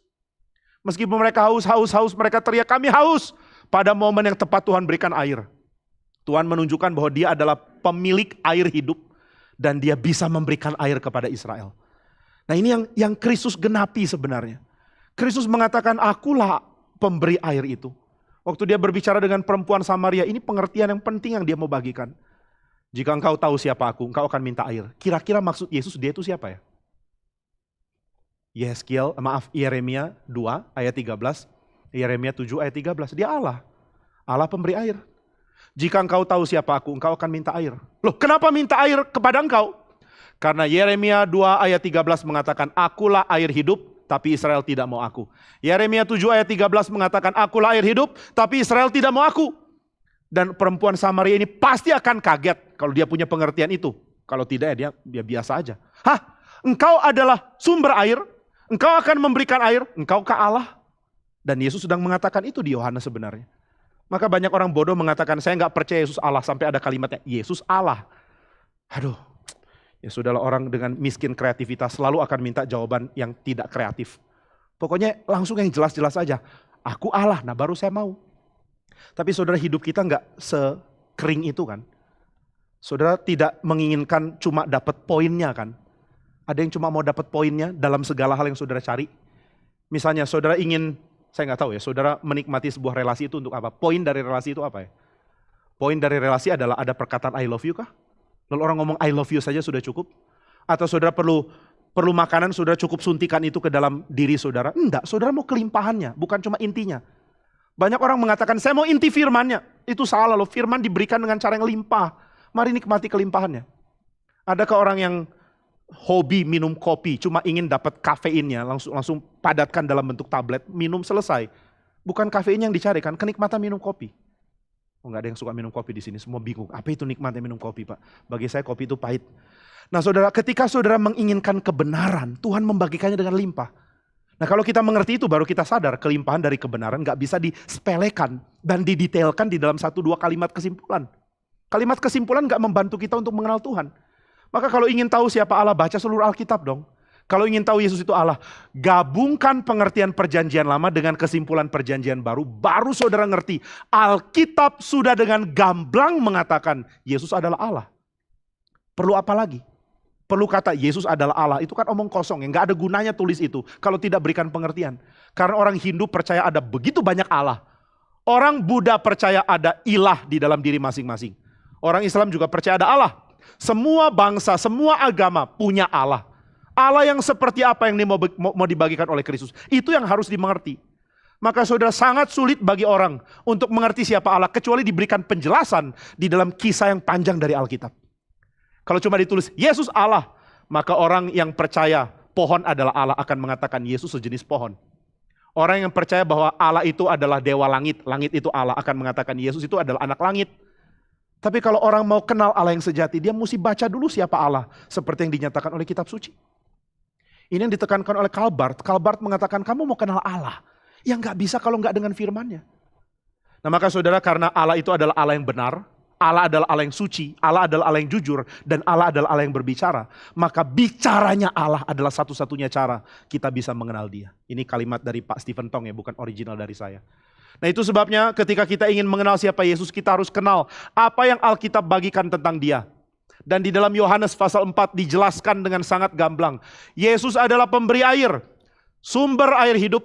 Engkau mau air hidup, datang dari Yesus, datang kepada Dia, minta air kepada Dia. Kalau kalimat ini kita sadari, kita sudah sujud di hadapan Kristus dan mengatakan, aku juga ya Tuhan, aku juga perlu air itu. Berikan kepada aku juga. Kenapa yang lain dapat saya tidak ya Tuhan? Saya sangat terharu dengan doa dari seorang teolog bernama John Piper. John Piper mengatakan ketika dia melihat orang-orang yang begitu menikmati membaca kitab suci, dia sujud dan doa, dan dia sujud berdoa dan mengatakan kepada Tuhan, Tuhan aku juga mau. Kenapa aku gak bisa dapat? Kenapa aku tidak dapat? Aku tidak akan berhenti memohon supaya Engkau memberikan itu kepada saya. Coba saudara miliki pengalaman ini. Karena kita sudah terlalu biasa dengan padang gurun sih ya. Oh saya punya suami yang baik, saya punya anak-anak yang baik, saya punya istri yang baik, saya punya pekerjaan baik. What else do I need? Orang Kristen gak ada ambisi kayak begini ya, kasihan. Apalagi yang saya perlukan segalanya ada, saya bersyukur. Saudara, orang Kristen itu paradoks hidupnya. Di satu sisi dia bersyukur, di sisi lain dia bergumul minta sesuatu dari Tuhan secara konsisten. Orang yang mengerti datang ke Tuhan dengan pergumulan, itu orang yang mengerti apa itu doa. Kalau saudara merasa saya nggak bisa, saya harus doa lagi, saya minta ini. Tuhan belum kabulkan, saya minta lagi. Itu sikap yang baik loh. Alkitab tidak pernah menentang sikap seperti itu. Tapi apa yang diminta itu menunjukkan jiwa saudara ada di mana. Kalau orang minta hal-hal yang remeh, dia tidak akan minta dengan sungguh-sungguh. Karena dia tidak merasa kenikmatan meminta kepada Tuhan untuk hal-hal yang remeh itu. Tapi orang yang minta hal yang dalam, dia akan datang ke Tuhan dan mengatakan, Tuhan saya perlu hal ini. Aku perlu hati yang mencintai Engkau. Aku perlu hati yang akan dipuaskan oleh kedatangan Kristus. Aku memerlukan itu. Kalau Tuhan tidak berikan, saya tidak mungkin nikmati hidup. Dan saya nggak mau buang-buang hidup 10 tahun, 20 tahun, 30 tahun ke depan dengan hati yang sama kosongnya dengan hari ini. Kalau Tuhan suruh saya jalan lagi di padang gurun ini tanpa Tuhan, saya tidak mau jalan lagi Tuhan. Saya tidak mau lanjutkan hidup jika Engkau tidak bersama saya. Mana doa seperti itu di tengah-tengah orang Kristen? Semua orang Kristen pikir dia sudah dapat apa yang dia perlu. Dia sudah cukup. Dia sudah limpah dalam kelimpahan yang kosong. Dia sudah mendapatkan sumber air yang lain yang bukan Tuhan. Sehingga tidak ada lagi doa seperti itu. Tidak ada lagi doa yang mengatakan, Tuhan aku benar-benar sulit menjalani hidup jika Tuhan tidak merubah saya. Hadirlah Tuhan, supaya aku boleh mendapatkan penyertaan dari Tuhan. Dampingi aku. Ini kalimat yang sangat agung. Ini kalimat yang akan mendorong saudara berdoa. Nah itu sebabnya banyak orang mengalami Tuhan. Bukan karena dia mengerti teologi loh. Dia harus punya teologi, itu langkah awal. Tapi dia harus punya kelanjutannya, yaitu mempunyai hati yang benar-benar cari Tuhan. Setelah dengar semua seruan para nabi, apakah Israel cari Tuhan? Tidak. Mereka tidak cari Tuhan loh, heran ya. Mereka berpikir hidup mereka aman di dalam level yang mereka dapatkan selama mereka mempunyai kerajaan sendiri, mempunyai keuangan sendiri, mempunyai kenikmatan yang mereka bisa kejar dan mereka bisa nikmati. Tapi nggak perlu Tuhan. Mereka bisa angkat imam-imam dari keturunan Hasmonean jadi pemimpin mereka, tanpa peduli lagi ke depannya akan jadi apa. Mereka bahkan bisa angkat Herodes. Ini raja gila yang setelah kelahiran Kristus gak lama kemudian dia mati ya. Saudara jangan samakan Herodes Yesus lahir dengan Herodes yang menyalibkan Yesus. Ini dua orang beda, itu anaknya. Maka di dalam sejarah Israel setelah mereka kembali ke tanah kudus itu, ke tanah perjanjian, mereka tidak cari Tuhan. Tapi heran, di tengah-tengah keadaan bangsa yang tidak cari Tuhan, Tuhan kirim Kristus. Sang Mesias datang. Nah maka sekarang kita akan lihat poin yang kedua. Mengapa Kristus bisa membawa hal yang sifatnya kontras, yaitu damai dari air, dan yang kedua adalah pergumulan dalam peperangan. Maka Kristus lahir dan Matius langsung mengumumkan, Mesias lahir. Pengumumannya begitu luar biasa, karena pengumuman itu diberikan oleh malaikat. Malaikat menyatakan kepada Maria dan Yusuf bahwa Tuhan sudah menyiapkan seorang Mesias. Anak darah mengandung melahirkan anak laki-laki. Mereka akan menamakan dia Immanuel. Kemudian orang-orang Majus dari timur pun datang untuk menyembah dia. Raja itu sudah datang dan raja itu akan membawa perang. Dia akan pergi kemana-mana dan menaklukkan bangsa-bangsa lain. Ini berdasarkan yang dikatakan di dalam kitab Mika. Maka ketika Herodes tanya, di mana dia lahir? Ini kalimat benar-benar sesuai dengan apa yang Matius mau tekankan, bahwa Yesus adalah raja. Di mana dia lahir? Kemudian orang-orang Majus bilang, nggak tahu loh, saya tanya kamu raja. Bisakah kamu kasih tahu kami di mana Mesias akan lahir? Engkau kan orang Yahudi, kami datang menyembah rajamu, tolong cari tahu. Maka Herodes panggil ahli-ahli, penyelidik kitab suci, para imam yang tahu bagaimana tafsir Alkitab, tahu bagian mana bicara apa, tahu dengan pengertian, tahu dengan hafal bagian mana bicara apa. Saya bisa kaitkan pengertian satu dengan pengertian lain dan saya dapat kesimpulan, Mesias pasti lahir di Bethlehem. Saudara, ini kalimat sangat berat karena konteks pertengkaran antara bangsa imam dengan keturunan Daud, dengan orang yang menantikan keturunan Daud. Ini sangat besar bertentangan. Para imam ingin kerajaan Israel jatuh ke tangan imam, bukan anak Daud. Maka kata anak Daud ini kontroversi. Ada kelompok imam yang ingin segala pengaturan bangsa ini kembali ke tangan imam. Mereka merasa bahwa kalimat-kalimat yang meninggikan Daud adalah tipu daya dari keturunan Daud. Dinasti Daud merubah kitab suci. Ini dinasti jahat yang membuat janji Tuhan bagi Israel lewat imam dialihkan ke raja. Nah itu sebabnya mereka berusaha buktikan bahwa kitab suci tidak mau memberikan tahta kepada anak Daud. Kitab suci akan memberikannya kepada imam kembali. Tapi saudara, itu tidak benar. Kitab suci jelas menyatakan bahwa keturunan Daud yang akan menjadi raja. Nah itu sebabnya perkataan di Bethlehem akan lahir, ini perkataan yang berani karena ada dua pertentangan yang besar pada waktu itu. Di Bethlehem anak Daud akan lahir. Anak Daud yang akan memerintah, bukan imam. Anak Daud yang akan membawa Israel menang. Nah maka saudara, ketika mengatakan demikian, ketika para ahli mengatakan demikian, orang Majus langsung bilang kami akan datang ke sana. Dan Herodes dengan marah dia mengatakan, silakan pergi, nanti kembali ke sini kasih tahu saya pun ingin menyembah anak itu. Tapi dia ingin bunuh. Saudara, ini raja gila. Sudah tahu ada firman Tuhan yang bukan saja dipahami dari kitab suci, tapi juga diberikan lewat penglihatan kepada para Majus. Berarti firman Tuhan sudah jelas, ada raja dan bukan Herodes yang akan memimpin Israel. Herodes berani bertindak mau bunuh anak ini. Saudara, tindakan manusia begitu keterlaluan. Mengetahui rencana Tuhan dan tindakan pertama dari manusia adalah menghentikannya. Dan kalau saudara geleng-geleng dan mengatakan, wah Herodes jahatnya bukan main. Bukan, Herodes jahatnya biasa sama dengan kita. Bedanya adalah dia punya kuasa. Saudara dan saya jahat, tapi kita tidak punya kuasa. Kita benci orang, yang kita lakukan cuma gosipin dia. Selesai, kita tidak punya kemampuan hantam dia. Tapi kalau saudara ada di kursinya Herodes, dengan kedudukan dia, dengan wibawa dan juga fakta otoritas yang dia punya, saudara mungkin lebih jahat dari dia. Banyak orang gampang menghina pemimpin-pemimpin karena dirinya belum tahu apa godaannya jadi pemimpin. Mereka mengatakan, pemimpin cuma tahu korupsi. Tetapi begitu dia sendiri jadi pemimpin, semua lupa, semua ikut korupsi. Ketika orang mengatakan, apa itu anggota dewan, wakil rakyat, koruptor, saya benci mereka. Begitu mereka sendiri sudah duduk, lupa. Dulu kritik wakil rakyat. Sekarang begitu ada keputusan, kita akan berikan uang begitu banyak untuk perumahanmu, semua bungkam. Puji Tuhan dapat uang. Dulu kamu kritis sekali. Itu kan dulu saya masih polos. Saya belum ngerti apa-apa. Begitu orang punya kuasa, punya tahta, punya kemampuan, jahatnya dia pun bisa disalurkan. Bedanya kita dan Herodes adalah kita tidak punya cara menyalurkan jahatnya kita. Kita pendam. Tapi kalau boleh dibongkar, saudara dan Herodes sama jahat. Maka jangan langsung marah sama orang yang jahat di Alkitab. Refleksi ke diri. Aku tidak punya tentara. Kalau aku punya tentara, aku tinggal perintah. Saya perintah mereka bunuh siapa ya? Sudah berapa banyak orang mati oleh kediktatoran kita kalau kita yang naik. Nah itu sebabnya jangan pikir kita tidak jahat. Orang mau rencana Tuhan berhenti. Dan itu yang banyak orang lakukan. Kalau rencana Tuhan mengganggu saya, berhenti. Jangan jalan terus. Tuhan tidak boleh lanjutkan rencanamu karena aku punya rencana yang lain. Begitu banyak orang tidak mau menyerahkan rencananya untuk ikuti jalurnya Tuhan.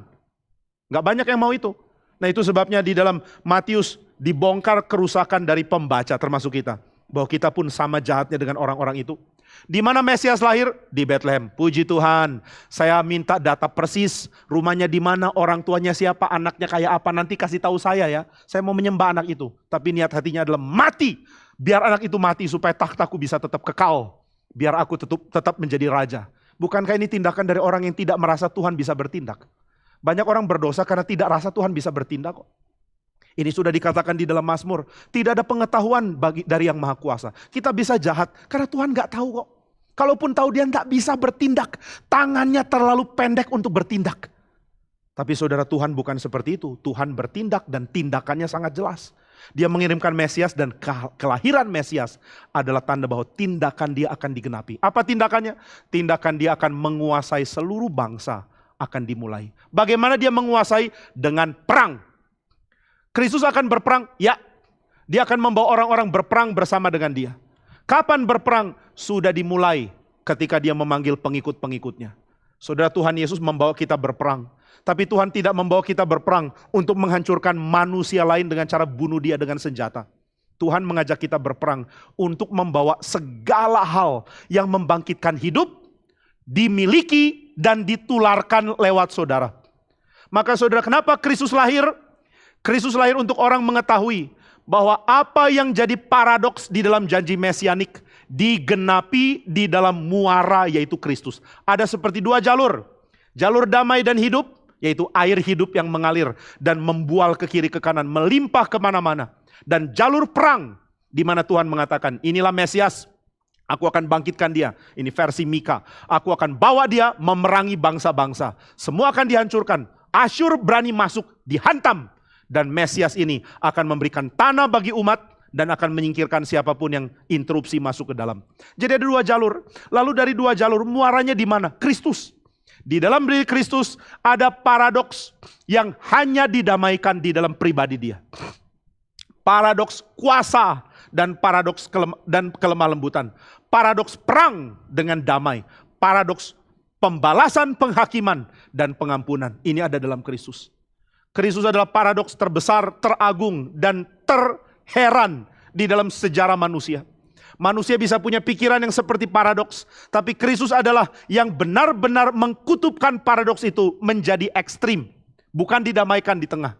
Saudara berusaha damaikan ke tengah, saudara akan temukan Kristus yang lain. Siapa dia? Allah kah? Manusiakah? Oh, ketemu di tengah. Sedikit Allah dan sedikit manusia. Tidak bisa. Dia Allah sejati. Dia extremely. Dia benar-benar sepenuh-penuhnya Allah.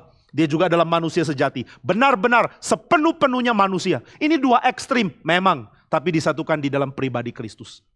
Berarti di dalam Kristus ada paradoks yang begitu besar yang didamaikan oleh dirinya. Tanpa Kristus paradoks ini tidak pernah akan bersatu. Tidak akan pernah bertemu. Maka kalau orang tanya, gimana ya bisa menyeimbangkan antara kuasa, balas, keadilan, dan penghakiman dengan pengampunan? Cuma satu jawaban, Kristus. Nggak ada pertemuan dua ini loh. Damai dan perang bertemu di dalam Kristus. Maka kalau saudara melihat hidup, saudara akan menemukan ada hal-hal yang seperti tidak bisa bersatu. Paradoks. Di satu sisi, saya mesti bertindak keras karena dunia ini penuh dengan penyelewengan. Di sisi lain saya mesti mengampuni. Gimana menyeimbangkan dua ini? Satu pribadi, Kristus, itu jawabannya. Maka tanpa kenal Kristus, saudara akan berada dalam paradoks kekal. Tidak ada yang menyatukan selama-lamanya. Saudara, hal-hal seperti ini mungkin terdengar terlalu doktrinal, tapi ini fakta yang akan membuat saudara melihat realita hidup dengan lebih tepat. Hal-hal doktrinal menolong kita untuk melihat hidup. Menolak untuk mengerti doktrin membuat kita terus buta tentang hidup. Nah itu sebabnya memahami kelahiran Kristus itu memahami paradoks yang besar sekali. Untuk apakah dia datang? Untuk perang atau untuk membawa air hidup, membawa damai, membawa kelimpahan kemana-mana? Jawabannya, dia membawa keduanya. Dia membawa peperangan, dia membawa kedamaian dan hidup. Maka saudara, Kristus datang untuk mendamaikan, membawa, menyatukan kedua hal ini di dalam dirinya. Hanya di dalam dirinya kedua hal ini bisa benar-benar terjadi. Dan saudara, apa gunanya ini bagi manusia ya? Apakah yang dapat kita pelajari? Apa yang kita bisa jalani setelah kita mengingat Natal dengan cara ini? Di dalam kitab suci, saudara dan saya diberikan kesempatan untuk perang dan diberikan kesempatan untuk hidup di dalam mengikuti Kristus. Jadi saya lihat Kristus, lihat apa? Lihat hidup yang baru. Engkau akan lihat hidupmu dipulihkan. Hidup yang dipulihkan lewat Kristus, itu hidup yang dipulihkan lewat perang. Bukan lewat damai. Perang akan memulihkan hidup saudara, tapi hanya ketika saudara ada di dalam Dia yang adalah sumber hidup itu. Nah maka ketika saudara mengingat Natal, saudara akan sadar bayi yang lahir seperti yang dinyatakan di dalam Matius pasal yang kedua adalah bayi yang akan menggenapi perang untuk kemenangan umat Tuhan. Tapi bayi yang lahir ini juga adalah bayi yang akan menggenapi kelimpahan hidup yang akan diberikan kepada banyak orang. Maka apa itu kelimpahan hidup? Apa sih hidup yang berlimpah itu? Apa yang dimaksud dengan hidup? Apa yang Tuhan mau perbarui dari hidup saya? Saudara, hal yang pertama tentang hidup yang harus saudara dan saya ketahui adalah hidup itu merupakan suatu dinamika yang bergerak. Hidup itu bukan gambaran statis. Tidak ada hidup yang statis. Hidup adalah proses. Saudara menyadari hidup karena saudara ada di dalam perjalanan kesadaran menempuh waktu. Wah, ini kalimat sangat sulit untuk dipahami, tapi kita mesti cari tahu dan berusaha paham. Kalau orang tanya, apakah kamu hidup? Saudara bilang, iya saya hidup. Berapa lama kamu hidup? Saya sudah hidup 20 tahun atau 30 tahun atau 50 tahun. Hidup adalah perjalanan. Hidup adalah kesadaran yang dibawa melintasi waktu.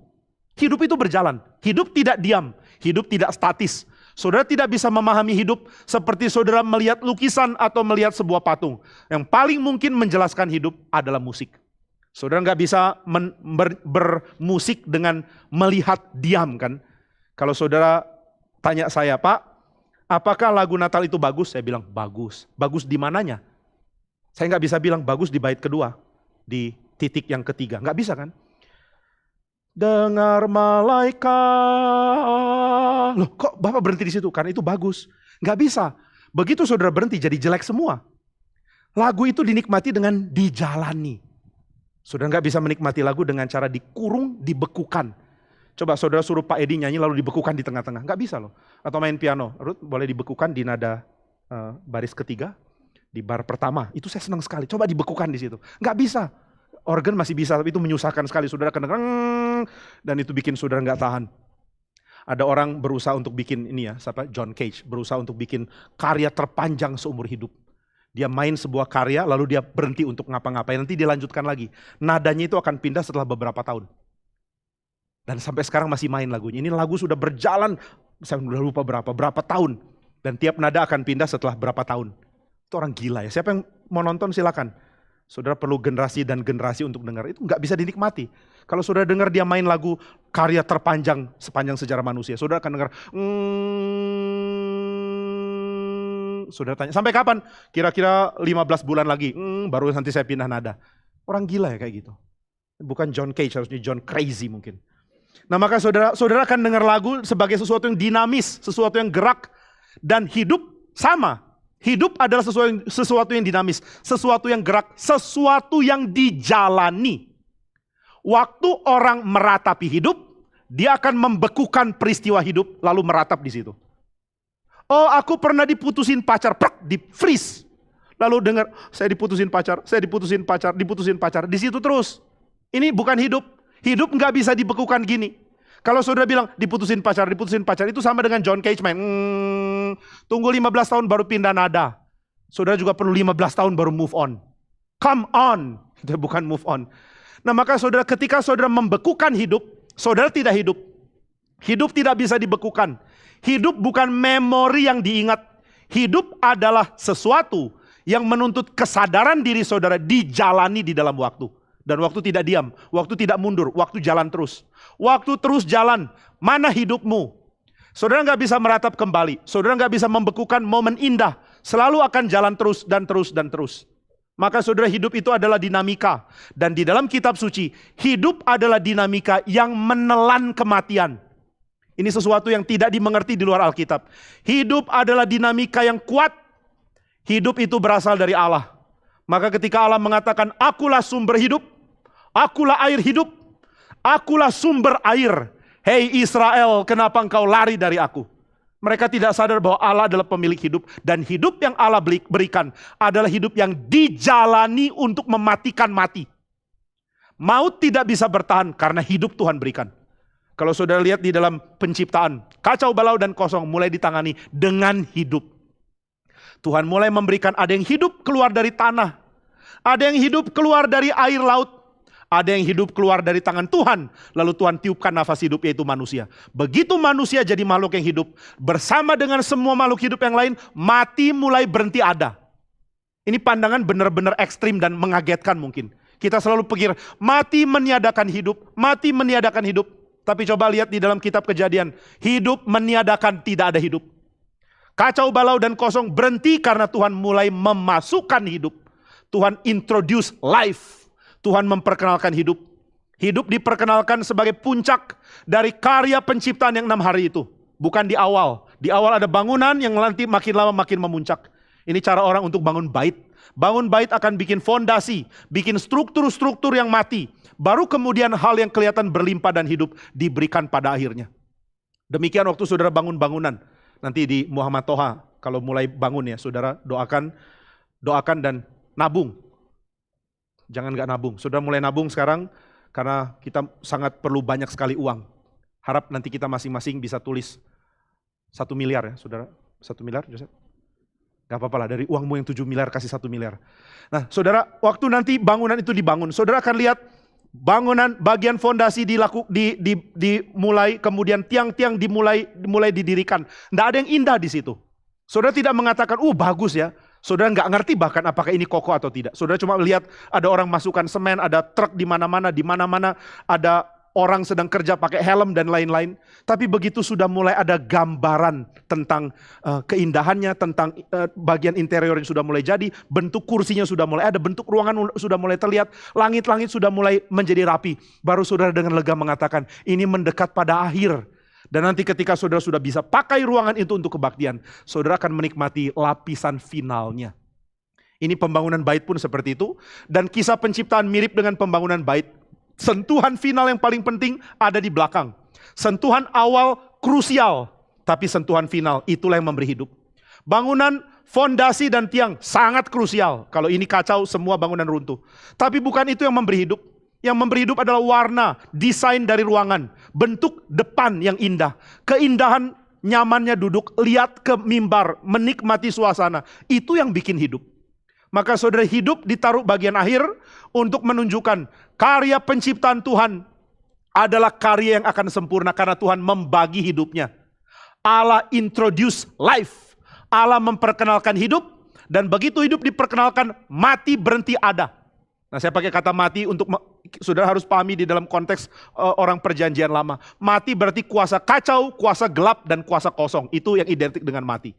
Kekacauan, kegelapan, kosong, itu semua akan berhenti karena Tuhan memperkenalkan hidup. Lalu apakah kuasa itu otomatis berhenti? Tidak. Nah, ini yang harus kita pahami. Hidup akan aktif bertindak. Hidup itu gerak. Ingat ya, air hidup itu berarti air yang bergerak. Saudara nggak bisa bilang kepada orang Israel, misalnya, Maim hayah, air hidup. Orang itu bilang, bukan, diem kok. Harus gerak, sungai atau mata air, itu baru air hidup. Kalau nggak ada gerak, itu bukan hidup. Hidup tidak diem, hidup itu aktif. Hidup bertindak. Begitu Tuhan sudah tempatkan manusia, Tuhan tugaskan manusia. Bikin, kelola taman ini, namai binatang. Manusia jadi pemimpin.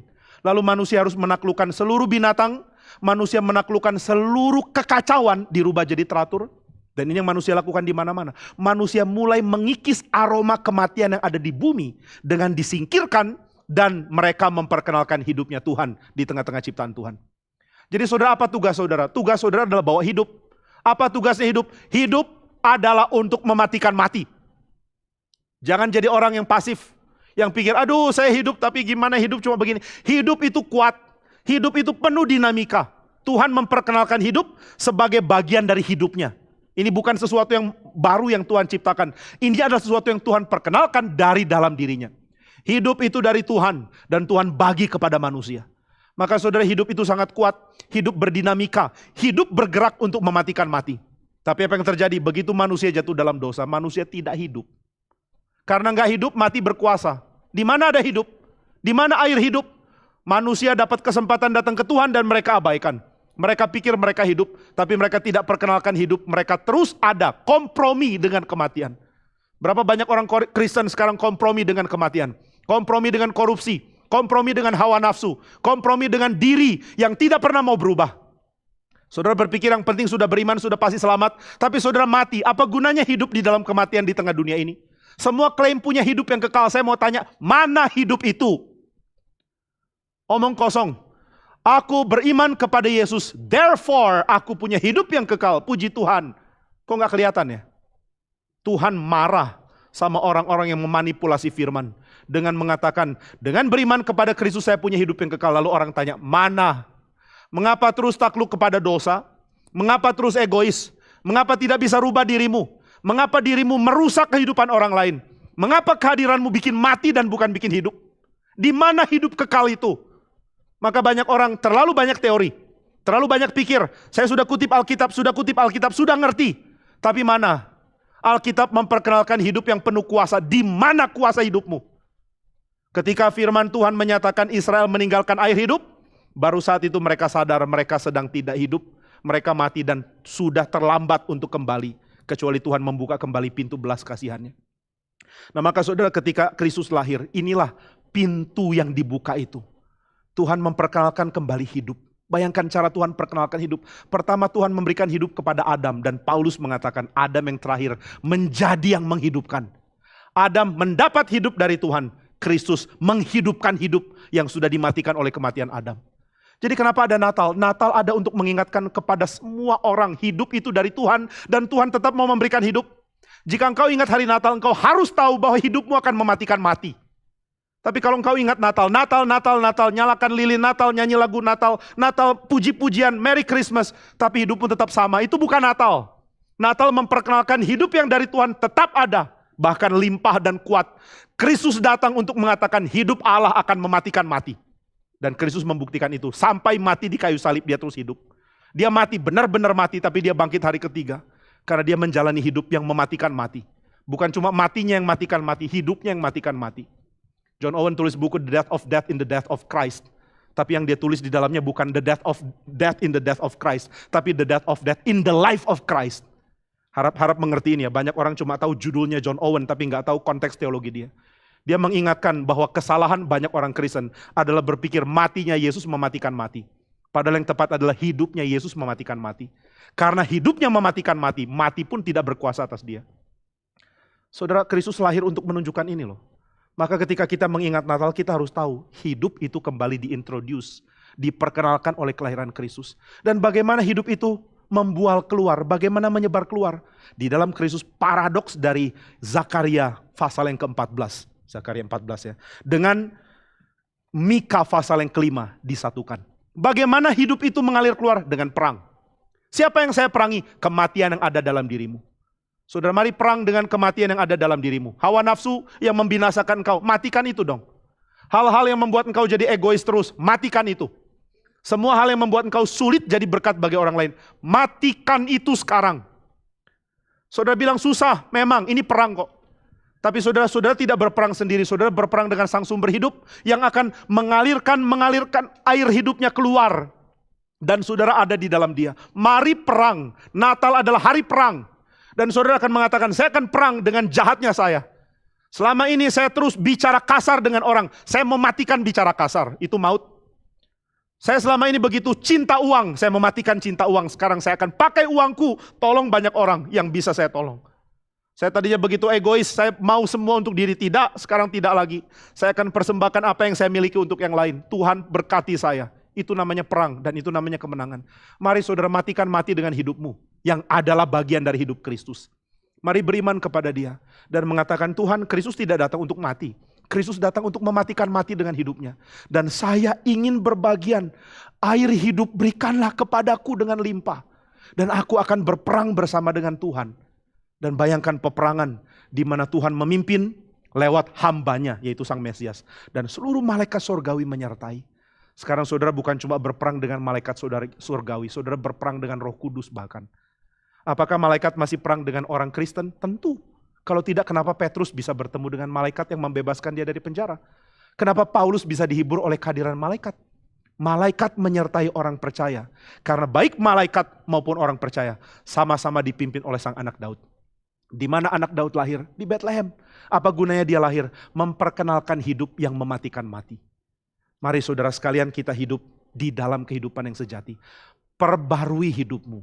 Jangan mati, jangan kalah. Saudara selama ini kalah karena apa? Coba tulis. Aku terlalu kasar, aku terlalu sulit lepas cinta uang. Aku terlalu egois, aku terlalu gampang khawatir. Aku terlalu pikir kenikmatan. Aku sulit berubah. Mari perang, mari matikan hal yang akan mati bersama dengan Kristus memberikan hidupnya kepada kita. Maka saudara, mari kita berperang bersama dengan Kristus sang air hidup yang membawa hidup ke dalam dunia. Dialah raja yang akan berperang lewat saudara dan saya. Melalui saudara dan saya dibawa dalam kemenangan. Hidup yang dia berikan adalah hidup yang berkuasa, hidup yang kuat. Nah itu sebabnya saya ingin kita semua sama-sama renungkan tentang apa yang harus kita lakukan di ke depan di tengah-tengah Natal ini. Yang pertama adalah hidup itu adalah kuasa dinamis, yang kuat, yang bergerak. Yang merubah apa yang mati di sekitarnya menjadi hidup. Bukan dikuasai dan ditaklukkan oleh sekeliling loh. Banyak orang begitu melihat misalnya keadaan pandemi di sekeliling langsung merasa, aduh gak bisa apa-apa lagi. Pandemi begitu kuat, saya mati. Salah. Saudara masih bisa kerjakan banyak hal yang membuat saudara hidup. Ada orang sebelum pandemi sangat sulit untuk berelasi di tengah keluarganya. Ribut, bertengkar, mati-matian ngotot untuk jadi egois dan menunjukkan diri sebagai musuh dari orang di seluruh rumah. Di tengah pandemi saudara dikurung di dalam rumah yang penuh dengan orang-orang yang saudara musuhi. Saudara mesti menang. Di dalam waktu-waktu ke depan saudara mengatakan, saya akan matikan dalam diri saya segala keinginan untuk bertengkar yang tidak perlu. Saya akan matikan kebencian karena Tuhan sudah memberikan saya hidup. Saudara gampang khawatir, mari matikan khawatir itu. Khawatir tidak bisa dicegah, tapi saudara bisa taklukan. Saudara khawatir, Tuhan Yesus sudah mengingatkan, kalau kamu khawatir apa yang berubah? Hidup tidak dijalani dengan mengkhawatirkan khawatir. Hidup dijalani dengan menyadari kemenangan yang Tuhan janjikan di dalam tindakan. Lalu hal yang berikut yang saudara tahu, hidup itu adalah sebuah tindakan. Orang gak bisa disebut hidup kalau dia diam. Adakah orang hidup yang gak ngapa-ngapain? Waktu ditanya, apakah kamu hidup? Jawab pun gak bisa, diam. Dingin, gak ada aktivitas fisik. Dan tidak ada aktivitas keluar, itu bukan hidup. Nah saya tidak bilang kalau saudara sakit, saudara gak mampu apa-apa, saudara mesti lawan itu dengan beriman, saudara pasti sembuh. Bukan ya. Tapi apa yang bisa saudara lakukan? Lakukan itu dong. Karena saudara bukan terbatas dan terkurung di dalam kematian. Saudara hidup, dan hidup itu akan menggeliat dan bertindak, dan akan menghancurkan kuasa yang menghancurkan hidup. Maka saudara, biarlah di hari Natal kita mengingat, kuasa hidup terlalu besar. Tuhan menaklukkan mati dengan memberikan hidup. Hidupnya adalah hidup yang menyirnakan, membuat sirna. Saya nggak tahu kata menyirnakan tepat atau tidak. Hidupnya adalah hidup yang sirnakan gelap, yang sirnakan kekacauan, sirnakan kematian. Mari ingat ini di dalam Natal ini. Dan harap saudara janji di tahun-tahun berikut, di hari-hari berikut. Saudara mau bertindak, saudara hidup dan saudara akan bertindak. Bertindak di dalam kasih, bertindak di dalam ketaatan kepada Tuhan. Bertindak di dalam hikmat, bertindak di dalam menahan diri. Bertindak di dalam keanggunan, bertindak di dalam segala hal yang akan menjadi berkat bagi orang lain. Dan saya yakinkan saudara, saudara akan melihat Tuhan berperang bersama dengan saudara. Dan saudara akan lihat hidup itu menang. Saudara akan lihat hidup menang. Kiranya Natal memberikan kekuatan demikian ke dalam hidup kita. Mari saudara kita berdoa.